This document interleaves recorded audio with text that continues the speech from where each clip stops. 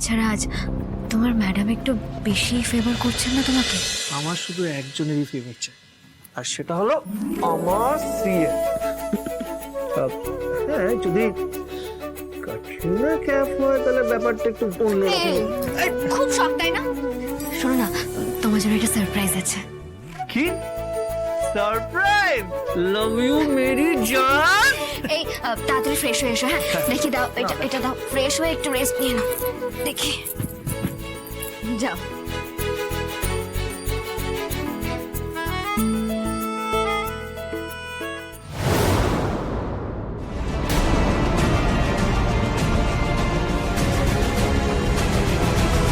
বলছিলাম আমি পার্টি থেকে বেরিয়ে গেছি, কিন্তু একটা বড় সমস্যা হয়েছে। তুমি